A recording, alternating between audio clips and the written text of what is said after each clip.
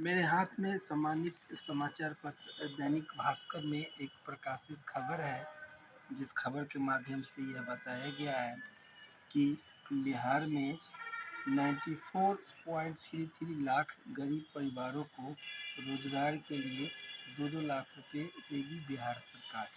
यानी जो आर्थिक रूप से पिछड़े समूह के व्यक्ति हैं, पुरुष हैं, महिला हैं, जो गरीबी रेखा के नीचे है, जो आर्थिक जनगणना बिहार सरकार के माध्यम से हुई है, उसके अंतर्गत राज्य सरकार कुटीर लघु उद्योग के दृष्टिकोण से, रोजी रोजगार के दृष्टिकोण से 2-2 लाख रुपए 3 किस्तों में देगी, जिसका वापसी रिफंड सरकार वापस तौर पे नहीं लेगी।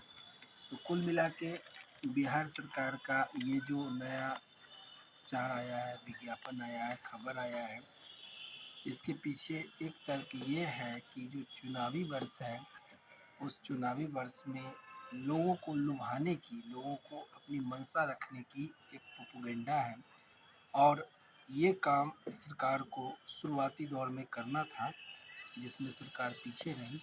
अब चूंकि लोकसभा चुनाव सामने है, तो वोट से जुड़ी हुई सियासत है, और इसमें सबसे अच्छी चीज़ जो नीतीश कुमार के माध्यम से ये बताई गई है कि आर्थिक जनगणना के हिसाब से जो भी व्यक्ति हैं, चाहे वो सामान्य हो, पिछड़ा हो, अति पिछड़ा हो, दलित हो, महादलित हो, मुस्लिम कम्युनिटीज़ के हों, सभी को एक समानता से, कमज़ोर वर्ग हैं, आर्थिक दृष्टिकोण से पिछड़े तबके के व्यक्ति हैं, तो उनको सरकार जो लघु और कुटीर उद्योग है, जिसमें कई कैटेगरियाँ बताया गया है, जो सम्मानित अखबार भास्कर के माध्यम से प्रकाशित है, उसमें ये बताया गया है कि खाद्य प्रसंस्करण, लकड़ी के फर्नीचर उद्योग, निर्माण उद्योग, दैनिक उपयोग सामग्री, ग्रामीण engineering, electrical and IT, repairing and maintenance, सेवाई उद्योग, विविध उत्पाद, टेक्सटाइल एवं हेचरी, चमड़ा उत्पाद, हस्तशिल्प। तो ये कुल 12 प्रकार का बताया गया है, और जिसके अंतर्गत रोजी रोजगार की संभावना है। जैसे खाद्य प्रसंस्करण में अगर आप आएंगे, तो दैनिक उपयोग की जो चीज़ें हैं, जो हम लोग दैनिक रूप से खाते हैं, उसमें आटा, सत्तू, बेसन, मसाला, नमकीन, जेम, जेली, सॉस, नूडल्स, पापड़, बड़ी, अचार, मुरब्बा, फलों की इकाई, मिठाई का उत्पादन है, जो दैनिक उपयोग की चीज़ें हैं। अमीर गरीब सभी को ये चीज़ अच्छा है, खाता है।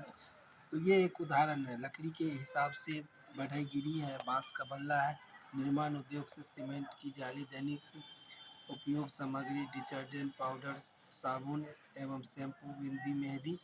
तो सरकार ने एक फंडा बताया कि 12 स्ट्रीम है, 12 ब्रांचेज हैं, और इसके माध्यम से लोग इससे जुड़ सकते हैं और उसके अंतर्गत रोजी रोजगार कर सकते हैं।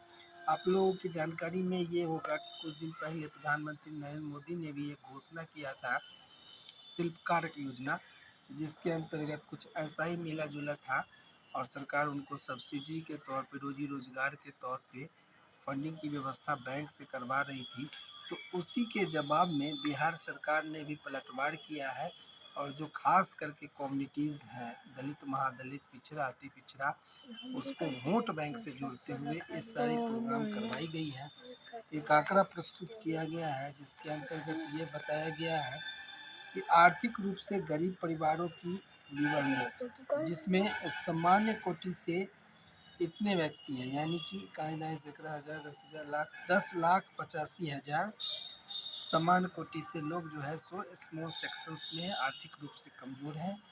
पिछड़ा वर्ग में 24,77,970 लोग कमज़ोर हैं।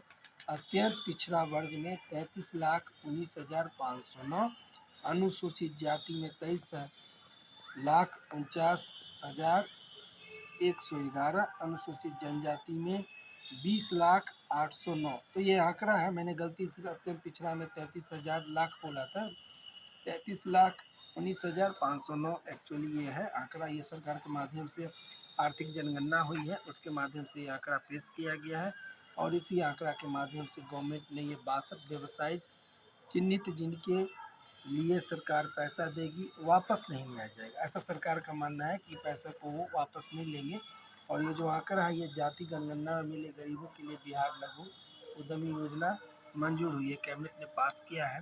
जनवरी का माह है, जनवरी के 15 के गुजर जाने के बाद कैबिनेट ने दिया है, इसको लागू कराने में फरवरी तक तो जाएगा ही। उसके बाद फरवरी मार्च के बाद अप्रैल का महीना जो लोकसभा चुनाव आम चुनाव होता है उसमें इससे क्या फ़र्क पड़ेगा। सीधे तौर पे इन योजनाओं से संबंधित जो व्यक्ति लाभ लेंगे वो नीतीश कुमार के वोट बैंक हो सकते हैं, राज्य के महागठबंधन अघाड़ी की जो सरकार है उसके वोट बैंक हो सकते हैं।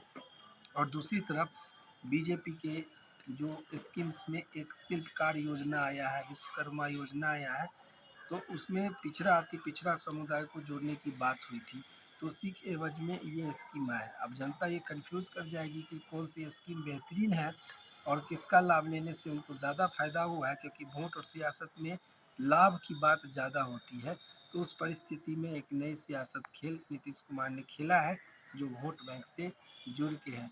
तय समय में जनता भी तय करेगी कि जो वोटिंग होगा वो तीर को दिया जाए, लंटेन को दिया जाए या बीजेपी के कमल को दिया जाए। मेरे इस वीडियो से सीधे तौर पर ये मैसेज है कि चुनावी समय में नए नए घोषणे करने से सियासत को वोट बैंक से जोड़ के देखा जा सकता है। बात खबर को सब्सक्राइब कीजिए, वीडियो पे अपने व्यूज़ लिखें, ज़्यादा से ज़्यादा लोगों के साथ शेयर कीजिए। धन्यवाद, आपका दिन मंगलमय हो।